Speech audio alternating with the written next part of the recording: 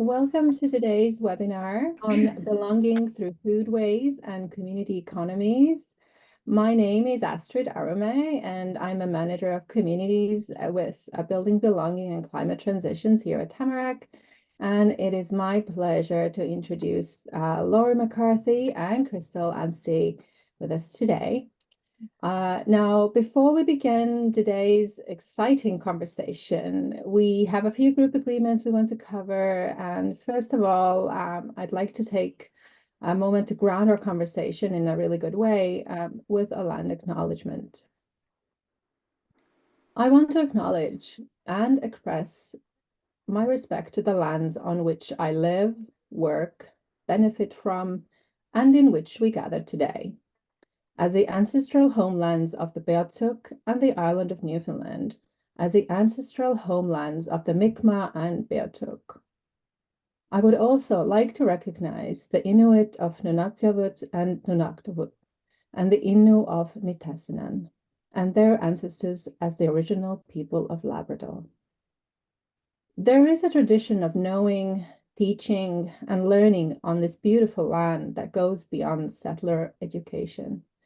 And land is sacred to Indigenous peoples, and the ways of being and knowing come from the land. Land acknowledgements recognize the unique and enduring relationship that exists between Indigenous peoples and their traditional territories. Land acknowledgements are means of creating awareness of Indigenous presence and land rights in everyday life. By giving land acknowledgements, we disrupt settler colonialism and challenge the myth that the land was empty when settlers arrived.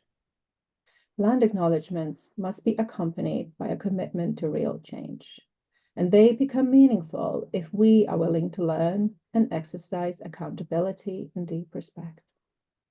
Establishing a respectful relationship starts with the act of acknowledging one another. And so by doing this land acknowledgement, it is one intentional step in my own personal journey of addressing the legacy of colonialism. And with that, and with the beautiful picture of the community of Herring Neck, where I now call home, in the background there, I invite you all to reflect and think of the ways your life and work may contribute to decolonization and reconciliation.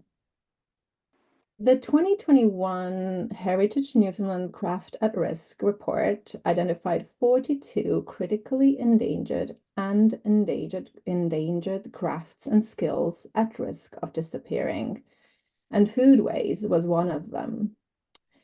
Food and foodways of a place and its people hold relationships, stories, ways of knowing, rituals, unification of families and communities.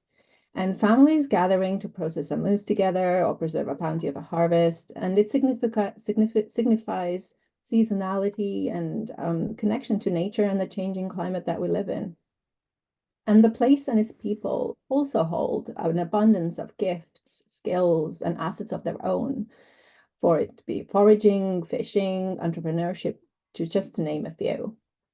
And as we continue facing spiraling food costs due to climate impacts and global conflicts, struggle to find places to call home, and try to cope with stress, overwhelm, and loneliness, we want to take this opportunity with our guests to explore other ways of knowing and being in community that build belonging, opportunity, and agency. In today's webinar, we'll talk about how we can discover, reconnect, and activate the strengths, passions, and knowledge of a place to find community and economic belonging in the face of globalization. And how can we shift our mindsets from globalism to localism and to go from surviving to thriving? So with that, with me today from the beautiful Newfoundland and Labrador, Laurie McCarthy, a cultural food ambassador. She's a storyteller, an educator, a chef, a forager, and an entrepreneur. And Brachir is going to be sharing as well some images of Laurie in action, just to give you some context of what she gets up to when she's not doing speaking engagements like this. And also Crystal Anstey from almost my neighbor here from beautiful Twillingate, who is a tour guide, a forager, and also an entrepreneur, a chef, and a visual artist. Chair, I don't know if you're able to get to share the slides. That would be awesome. There we see the different places that Laurie takes people to, and beautiful table on the beach. So Crystal's restaurant is the beach, and incredible experiences. So, Laurie and Crystal, I'd love to ground our conversation in your personal experience. You have both centered your work around local foodways and created sustainable social businesses based on your own and the local strengths, knowledge, and the resources that are around you. So, what life experiences or relationships have led you to where you are today? How about we start with you, Crystal? Hi, thank you guys. It's so lovely to see everyone, and especially Lori. I would say Lori McCarthy played a big role in my life when I first started out in the culinary scene, I suppose. I remember being a single widowed mother, struggling with food insecurity at times. I do know what it feels like to go hungry and to be curious on how you're going to get the next meal on the table, and going from job to job, and especially living in rural Newfoundland where employment opportunities were very limited. So I started this business. I didn't even own a car at the time. I had a wagon and a bunch of pots of pans. And I remember I met Lori, and she mentored me a little bit at the beginning of my journey. And it's interesting that it was so hard for me to be able to afford food and live my life here just to make ends meet, that now food has given me all my career opportunities and just opened up a whole new realm of finding self-confidence and things like that. And lucky to grow up here though, and raise children, that there was activities that we could do that were affordable, and food was free. Picking berries, for example, having boil ups on the beach. You can make a simple little meal with your family become something really beautiful and memorable, if you have a boil up on the beach. So I think all of my life I've been connected to food, always cooked on a beach, always foraged and participated in gathering and hunting like that. And I just find it, like coming full circle here. I remember, one time me and Lori went out. I didn't even have a pair of proper boots to wear for hiking. And, life has changed so much now since I started my own business and things like that. But I just remember how small and tight I was as a culinary person, and not much confidence in, being scared and being poor. And I'm not afraid to admit any of these things. Because there was power in that. So I was hungry for not just food. I was hungry emotionally, financially, in so many ways. And food gave me everything that I have right now. And not just from nourishment from the being born, but just my business and my lifestyle and what I give to others. Thanks so much, Crystal. It's such a beautiful share. And also, like, thank you for being so open and vulnerable and sharing like the hard bits uh, about your journey. How about you, Laurie? Yeah, thanks for having me. And yeah, Crystal, I mean, I remember being up with you several times. And Yeah. I remember your connection to I remember we went up in a shed. I don't know if it was like your grandfather's stuff was in there or your father's stuff. And I remember us as we walked and picked berries. I remember hearing the stories and the antlers and having this, immediate connection to someone who also desired to live like this. Because when I first met you, I mean, I too was just starting my business. I hadn't started very long. Um, and I think still today, my love and desire to live like this came from, being a teenager growing up here in the cod fishery. And, many people may have heard this many times as I say that it's that time when you grew up and you were told that there was nothing here for you and to leave here, right? And that was a story that was told to us by grandmothers and grandfathers. And during the fishery, the collapse of the fishery in 92, and I'm 47 now. So it's something that we were taught to go in search of a so-called better life. And they meant it with all their heart because they wanted better for us. They didn't want us to struggle, right? And we believed that, lots of us, my generation, and we did leave. And I left. I lasted 6 months, landlocked. And you have that realization how much you miss the land that you came from. And that was the first time I'd ever really lived away. I was about 20. And I think that the determination to come home and be home, and want to fall in love with this place really, really hit home when I had my own kids. When I first had my daughter, I had finished up my life as a chef per se, and I didn't want that story to be her story.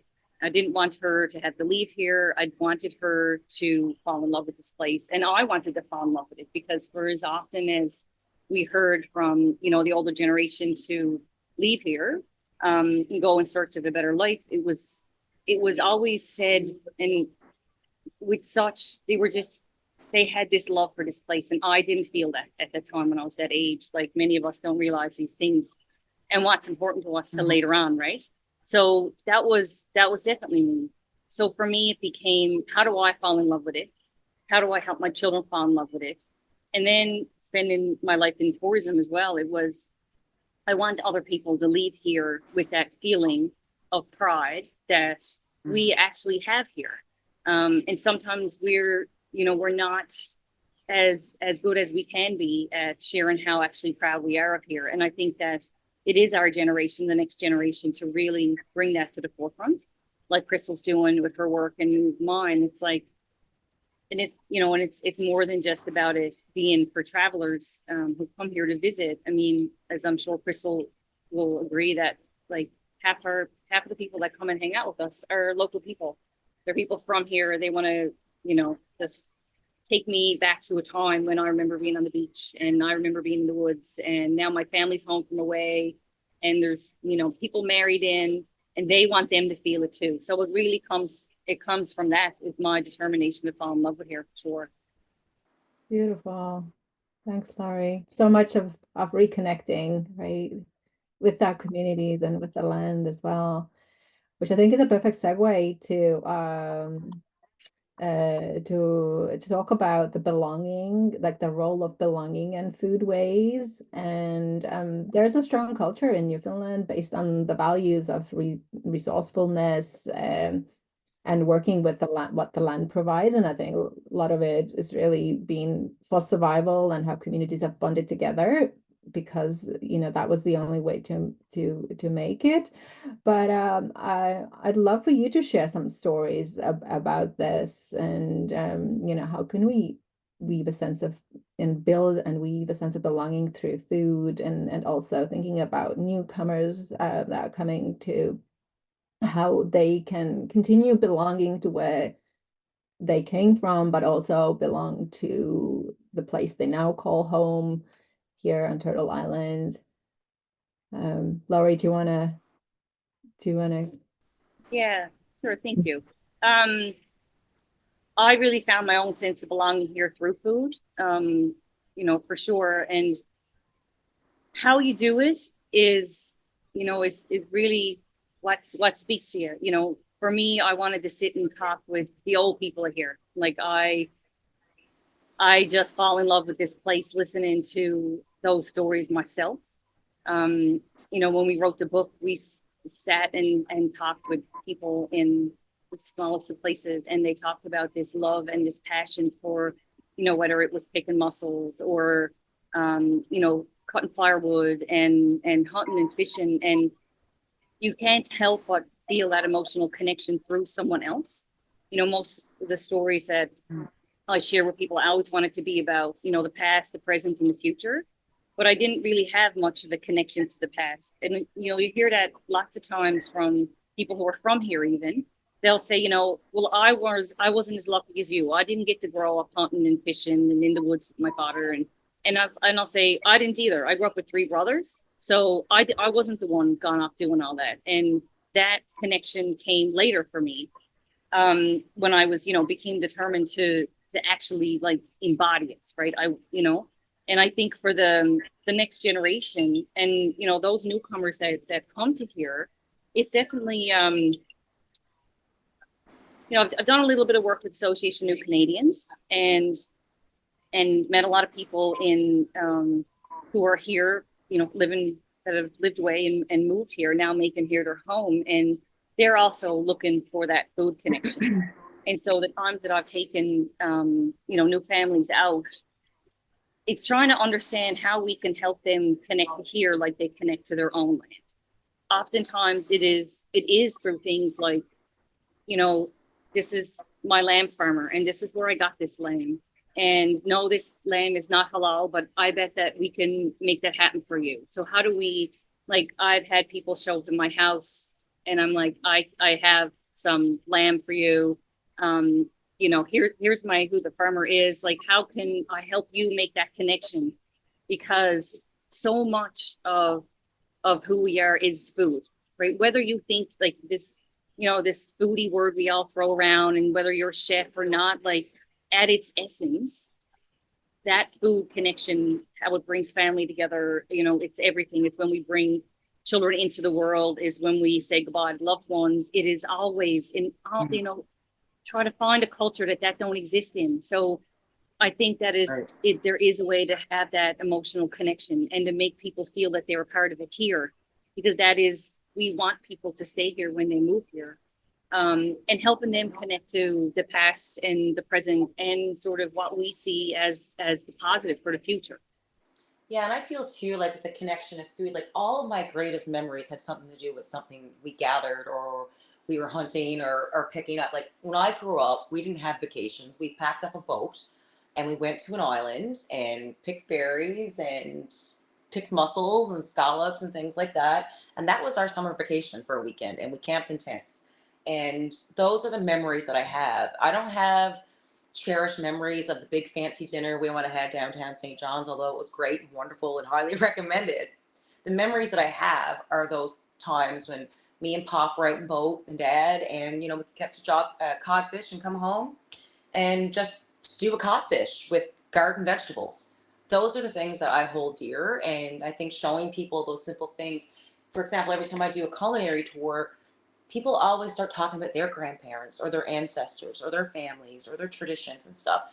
And it just brings people together. And we've realized that we're more the same.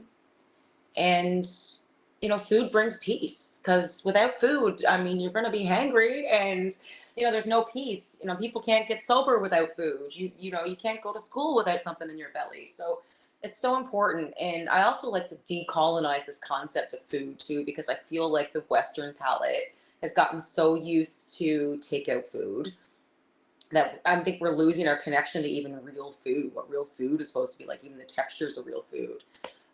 I went and ate at a takeout place the other day, and I couldn't believe the list of ingredients in this one cookie, which my grandmother would make it. There probably would have been 4 ingredients in it. Um, it's just so intriguing, and I just want to bring more people together with food and food stories and the simplicity of cooking something over a fire and what peace that brings to people. You're never feeling alone when you're sitting around a fire and in nature, but you can be in a restaurant and feel alone at times, even with 1,000 people in the room.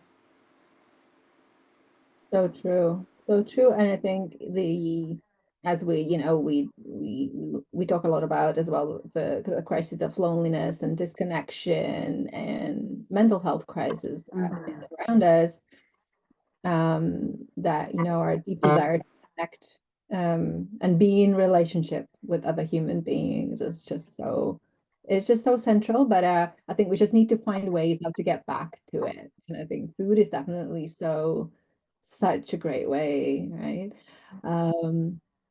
So I wanted to chat a little bit about the power of place, because I think like we all believe really deeply in the power of place, and that we have an abundance of resources right here in our communities, lying in wait to be discovered and to be activated.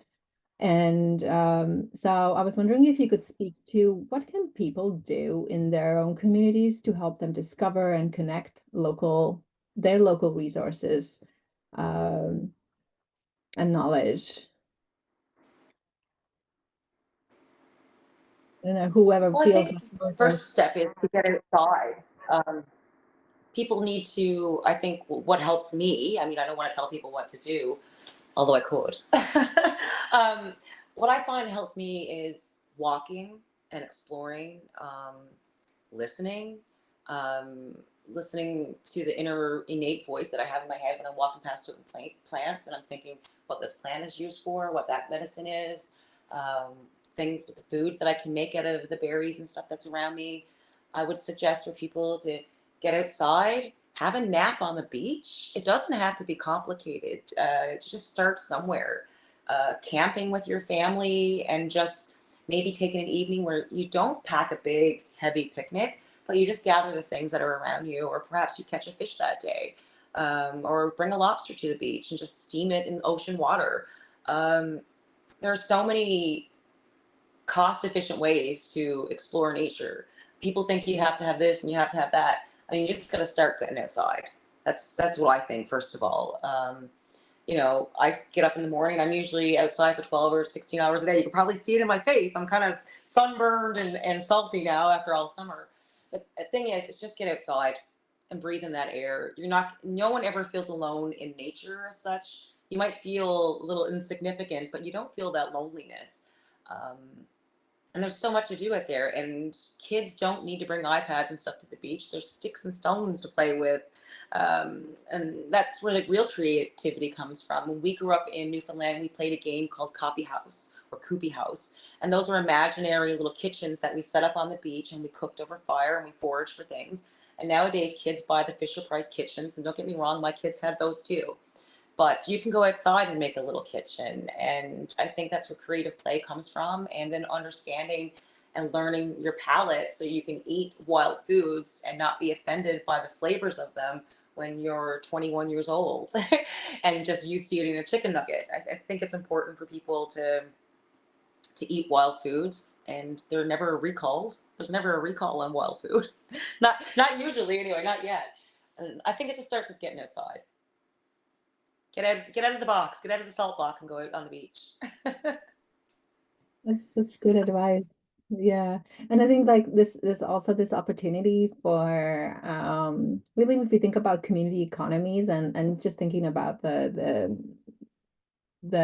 the wealth of resources and things that are available, as you said, 12 different kinds of berries that grow here, and just like seeing our communities through a different set of eyes instead of sort of thinking about like, well, this is wrong and that is wrong and we have this issue and that issue, and really focus on and seeing what is already there and what is beautiful and strong and what is the knowledge that has been what has been lying in wait, and a lot of it is locked in these stories, what you were talking about before.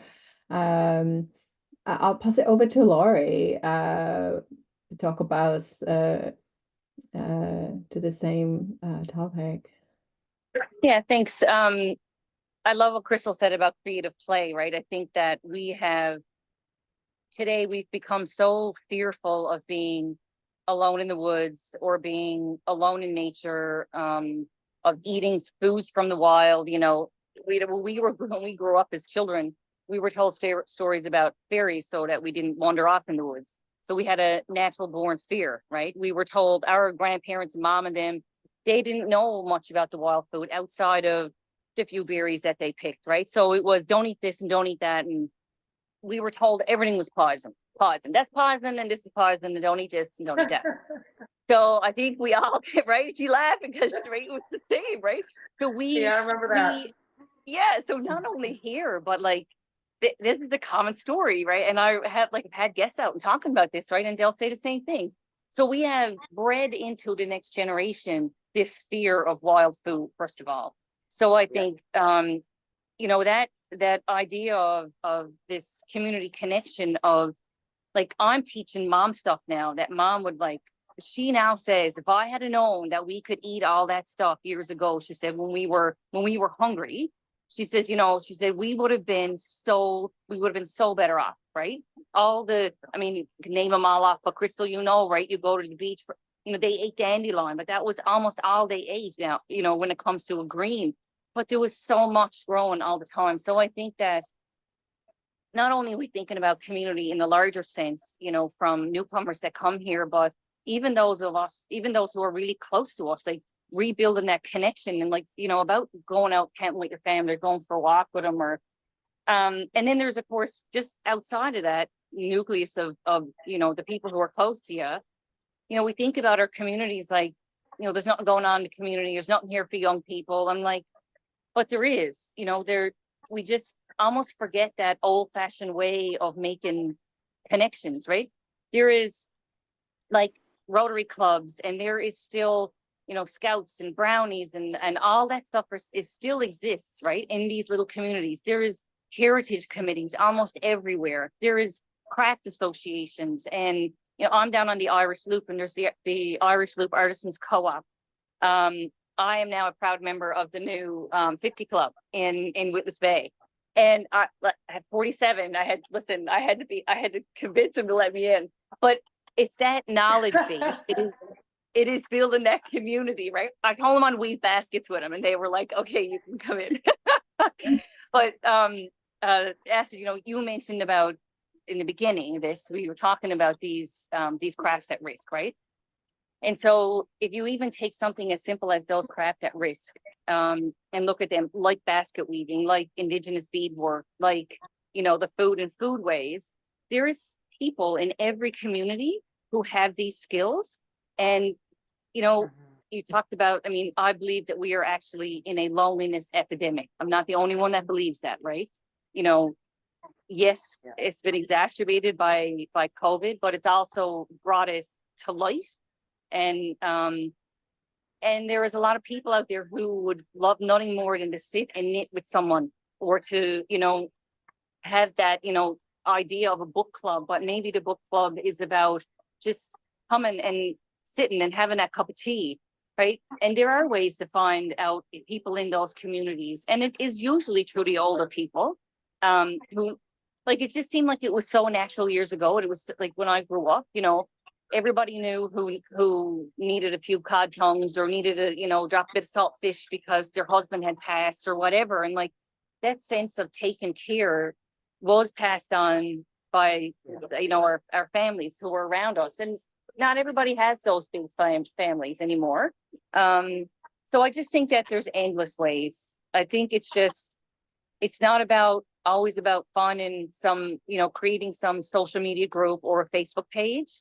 Sometimes, I mean, yes, I know that works and I know that's the way the world is today, but honestly, there's those old fashioned ways, sticking a post up in the corner store. Like we still thrive like that, right? Like that is how we thrive. When you go to the corner store and there's like all these things happening that we don't even know is happening. So simple ways like that, I think that we can really learn and to go back to them, some of those ways that they actually worked really well, you know? So, yeah. It's so true. It's so true. I And feel I think like it's a colonial concept. Like I look at life through an Indigenous lens, and I can't unsee it once I look through life that way. And when you're in Indigenous business meetings or tourism meetings, the conversation is different because we're always talking about our elders. And I'm not saying white settlers don't do this because I know we do, and I've felt it here. But you know, we're always worried about our elders, or if the single mother down the street has food and stuff like that. You know, we have 200 and something empty root cellars in this community. Why aren't they full? Why aren't we sharing more of the harvest at our food banks? Why are our food banks full of preservative foods and not the berries or salt fish or meals that people can easily make with local knowledge? So it's interesting. I'm not saying it's all bad, but I just look at life through an Indigenous lens, and I think that will help us all in every community.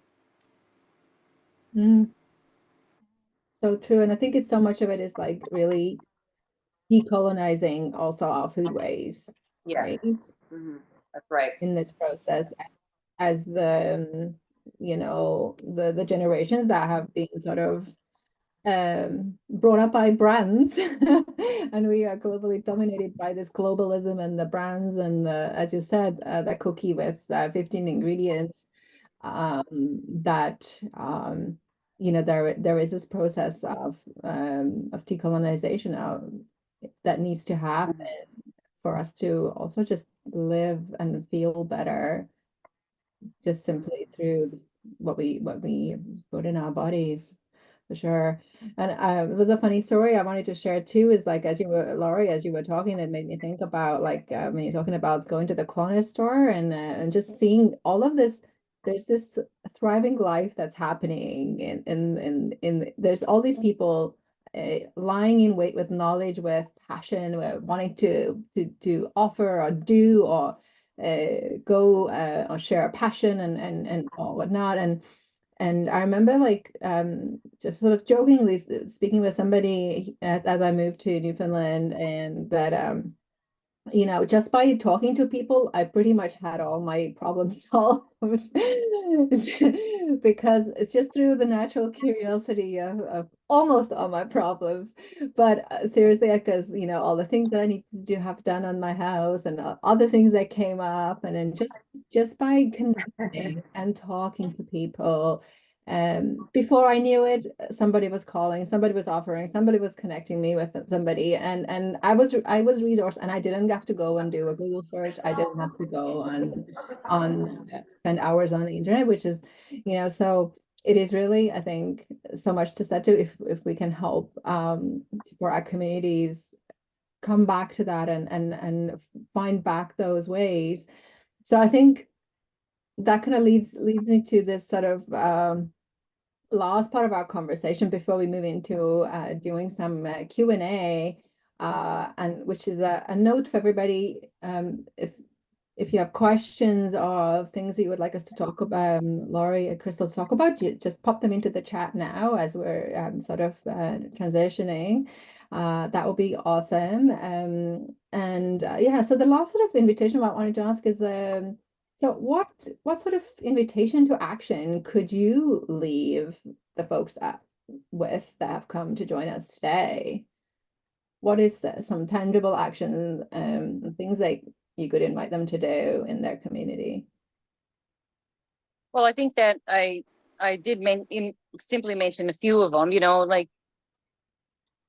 again, like if you're new to a community, like you said about going out and speaking to people, literally like go to the wharf and hang out when the fish are coming in, like show curiosity. I think that would be the number one thing I would invite people to do. Like, be curious, ask questions. Everyone knows that a Newfoundlander loves to talk.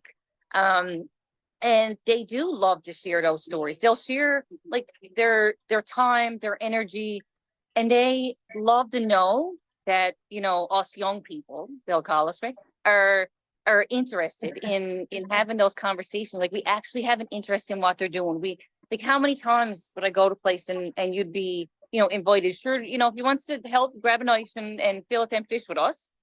And then next thing you're saying, well, you know, can I take home the heads? Well, I said, Mother, you can take home what you want, right? And how many times do I come home or I'm out on the go and I get I'll get a call and say, well, Laura, I drove by the house and you weren't home. I left a few tours on the doorknob for you, right? So it is really making that connection in the simplest of ways. Ask, invite yourself, be curious. You know, that is really as simple as it is. I agree with that for sure. And that's something I did a lot last fall, was like help people pick tours. You know, just that sense of camaraderie and that all day thing, and, you know, maybe have a homebrew at the time or whatever it is. And, you know, you're just eating all day long. We're just eating out in the shed. And we're eating all sorts of natural foods that have been harvested by the people that you're spending time with. Um, I think it is as easy as that, and be curious and hang out on the wharf and all that. Um, I mean, it's lovely fun out there. There's a lot of things happening. And that's all I can say about that, is just get out there and live, explore it. And don't be afraid to try things. Just because you try something once, you might not like it food wise. I mean, try it again.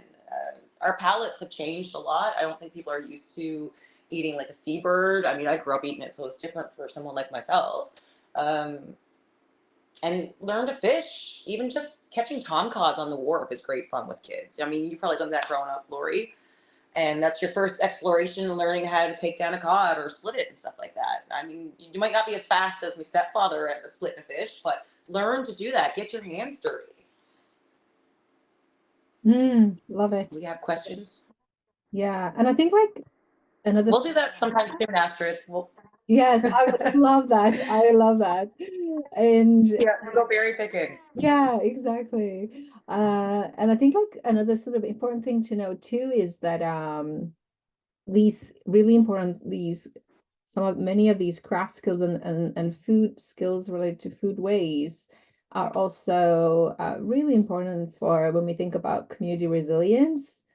We have worked with an Indigenous organization out of BC, Preparing Our Home, who actually teaching young people in communities with a goal of helping them become emergency preparedness leaders in their communities, and really for like learning about as well how to prepare, how to gut a fish, how to dry it and things. But what it comes to is that what happens is that, let's say there is and we've seen so many wildfires and just to name a few, heat domes and so on, where and especially in rural and remote communities, but also in cities where we might be stuck. And so what are the resources of our own, but also what are the resources in our community and around us that we can use, right away. So these skills are just so important to teach and to share and to learn. So just wanted to sort of make a note of that as well. Chris is is asking what is being picked and what is being picked right now in your village. Oh, well, like, What is being harvested? like from the wild? Is that what he means? Maybe. Chris, help us out, Chris. Hi, it's Chris here. Hey. No, you'd mentioned that you were picking something, and I see Stacy picked on it. You said tur or something, and I was just curious what that was. I didn't know. So tur is seabird. Oh. Yeah. Common murre, a migratory bird. People in Iceland and the Faroe Islands also gather them and stuff too. And in the fall of the year here in Twillingate, people will go out in the craziest winds in a speedboat to hunt their seabirds. So they'll be able to get, I think it's a bag limit of 20 to 40 a day. I can't remember exactly now. And it's quite the process, and it gathers a whole bunch of people in your shed when you come home with all those birds, because there's a lot of work to cleaning them. So it's a great way to spend time with people in your local community, and you share a drink and conversation and a bunch of grub, and it's a whole day of work when you bring in birds like that. So it's a great way to get together with the community. It's also not always pretty, but that's what it is when an animal gives up its life, right? There's blood, guts, and glory sometimes. I butchered chickens when I was a kid, so I'm not immune to it. But thanks for the explanation. Okay, what's interesting, Chris? Thank you for your question. As soon as I get off here today, I have to go slaughter 7 of my meat birds out there. I'm gonna be picking birds all night. Thank you. Yeah, and I think we were like joking about it earlier that chickens don't come in packets, right? No, chickens don't come from a can. No, they don't. And thanks, Stephen, for sharing about the book that you're recommending as well about the medicine whale for the planet. And I think we just have a few minutes before we start wrapping up, and I wanted to invite if anybody had a question. You can also, you don't have to put it in the chat box. You could, if you want, you could come off mute, sorry, and then and ask if you have a question for Laurie or Crystal. Now's the opportunity. Don't all speak at once. I think if you're coming here, like if you're not from here, like when Crystal was talking about, I forget what it was exactly she was referring to, but it came to mind about the seasonality of the food here, right? And yes, it is about speaking to local people. And when it comes to tur, like tur is a cultural hunt here, and it's only available to the residents of here. You can't shoot it from last I remember if you are not a resident of here. But let me assure you, there are fellas who got freezers full and are so willing to share, right? Even when it comes to fish, like they will share fish with you. They'll share this stuff with you, and it gives you an opportunity. And ask them how to cook it, like, because again, it is really about that. And if you see someone on the side of the road picking something, stop and ask them what they're picking. You know, almost invite yourself in. And I know that's not, it's not as culturally familiar to lots of people who, but it is to hear, right? Like, whether I'm picking, whatever I'm picking, lots of times I'll just tell people that I'm picking flowers or something, because to get into the whole thing of what I'm picking right now, you're like, What do you do? it's like so much easier to say that I'm picking, like, I'm just, a few flowers for a friend's wedding or something. But again, like here, I mean, you say so and so, my dear, she's some nosy, right? She wants to know everything that you're up to, right? But that is the culture here. And it's very acceptable to stop and ask someone what they're doing. And now, what do you do with that? Now, how do you cook that? Well, I'm not from here. Like, that curiosity, and offer yourself up to let people know that you're curious. I mean, you be careful though. You be invited home to more tour dinners than you might want.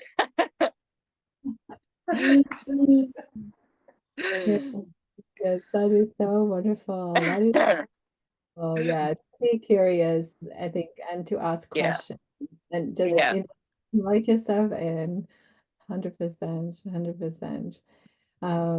Anybody else want to have anything? Also, Amanda says that it seems like what it takes to get people building connections is deceptively simple. So true. Mhm. From a perspective of people struggling to do this? Sorry, from your perspective, why are people struggling? To make that social connection, to make, Yeah.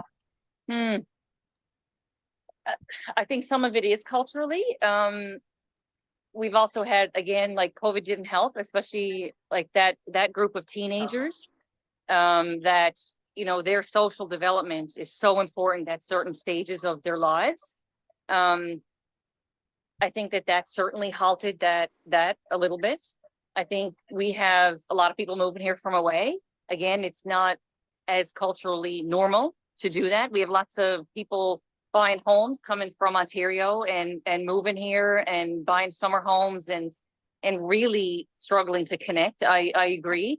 But once you do, I think it's very quickly realized that it's a very respectful thing to try to and desire to become a part. It's like when you go to a foreign country and you try to speak the language, they usually always invite that in, like they enjoy that invitation. I think we just forget how to do it. I don't think we're as close to our larger extended families as we used to be. Those large family gatherings. Also, like, multi-generations lived in our homes, like in mom's time too, so, and we didn't travel as much. We didn't leave as much for work. We lived in small communities, and it did create a stronger sense of community. So I think it's not that we forgot it, is I think this generation just a lot of it is that they've never done it. So I think it is an opportunity for a fresh start in having these conversations are a way to do it. Like, start a local anything.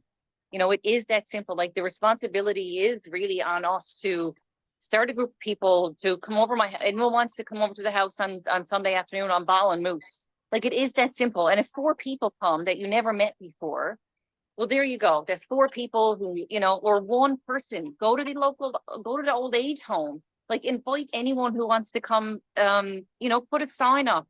Go speak to the coordinators there. They're always, they'd love to have people come and do demonstrations. And so it's a struggle because it's a vulnerable situation, I think, to be in, and to admit that we don't know how to do this stuff and we want to know. Like, so I think it's a bit of all those things, to be honest. Mm. To connect, I think we have to disconnect. Leave your cell Yeah. phone at home. Touch the berries, smell the things. Sometimes I walk the trails and I close my eyes, just because I want to get a more sense of the place that I'm in and understanding and hearing things. And just feeling present. Just be present in the moment. we don't have to sit down and scroll all day. I know we're doing this on social media right now, but there's so many other ways to connect to food and foodways and culture. And go pick some berries with your kids, make some muffins, make some jam, or just the kids down the street. And I mean, once people have the knowledge on how to cook, people can survive almost anything. You can get by, you can thrive. If you know how to cook or put something together that's from around the land and the sea, you're going to get by. So that's all I can Yeah. say about that. Amazing. What a great question.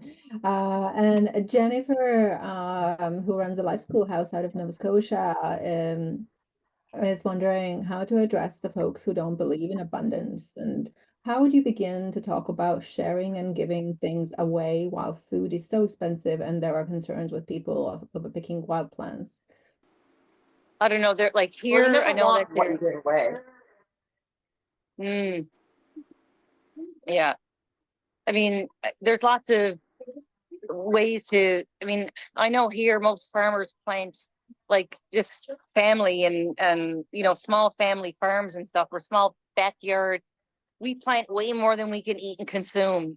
Something as simple as putting a table at the end of the road, like starts that invitation of people, starts to be able to, like I've watched, people in my family just feel like rows and rows of kale go to waste, or rows. And it's not that we don't have appreciation for it. It's just that I think that we forget that there is a place that it can go, and it don't have to sit on the ground and go to waste. I think though they're very, again, like someone mentioned about things being deceptively simple, and I think that is. But if I have an abundance of one thing, I mean, the barter system is still strong in Newfoundland, believe me, from getting someone to fix your car and making them 6 loaves of bread. So there are people who have that.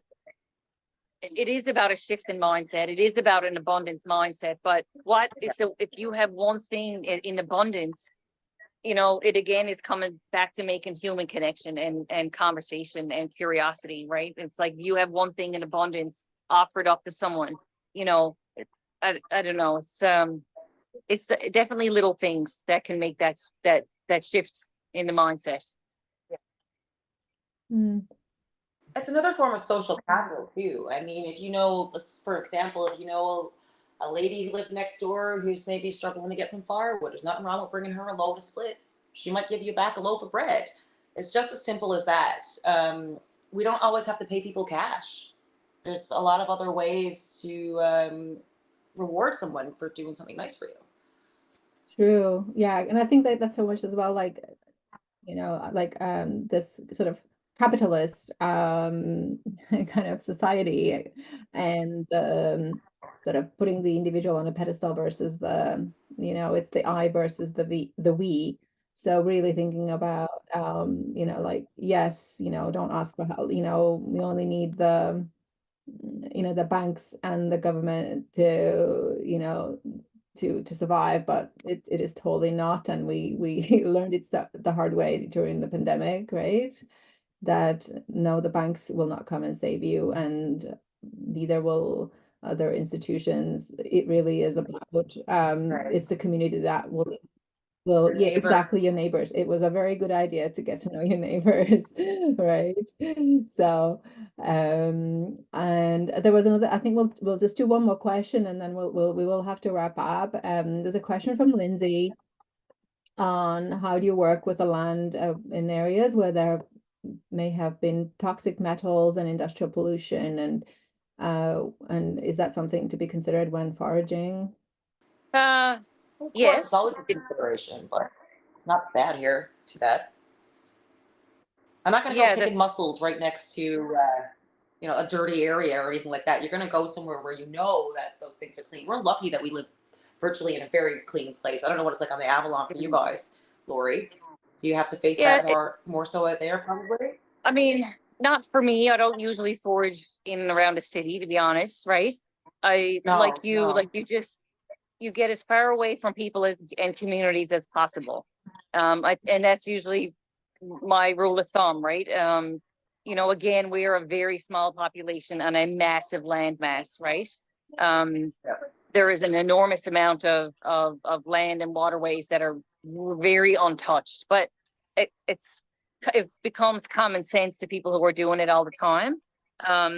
But yeah, I mean, yes, be aware for sure, I guess, where you're picking, especially if you're in other provinces and there's things like agricultural runoff from, farmland, or if there's, I don't know, if, any kind of plantation work, any kind of factory work. I mean, yes, I'll just stay away from it. That's how I deal with it. Yeah, and I mean, I think for growing your own raised beds are a great way to go for, and Yeah. you can just avoid the pollution that is already in the soil. Yeah. Well, looking at the time, this does bring us to the end of our discussion. It's been so wonderful. Thank you again for sharing about being curious and asking questions, getting out there, sleeping, taking a nap in the nature, and just touching the nature as well, and just smelling it, feeling it, and just inviting yourself in. I love this. And Beautiful. yeah, yeah, and thank you so much, Thank you. Crystal and Laurie, and thanks everybody who attended for sharing your thoughtful questions.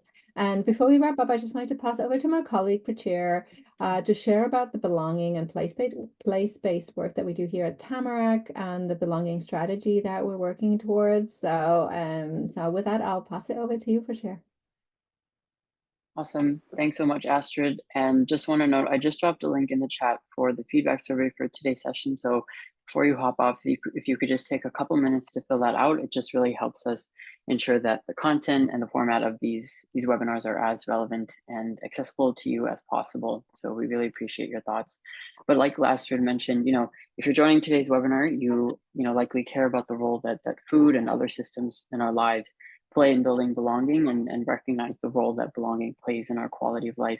And so for those of you who aren't already familiar with this, I'll drop the link in the chat. We encourage you to sign the pledge for a national strategy for belonging, which is something that the Communities Building Belonging team at Tamarack and all of Tamarack more broadly have been working on for about a year now, to ensure that belonging and the role that it plays in our well-being and quality of life is recognized at all levels of government, and that there's this effort to sort of center residents and community groups back into decision-making processes in communities, and ensuring that we have the systems and infrastructure in place to be able to support that. So we've had over 500 signatories so far, and we're excited to keep the momentum going. So feel free to check out the link in the chat, and if you're interested in exploring more what co-creating that strategy could look like, please do feel free to reach out to us.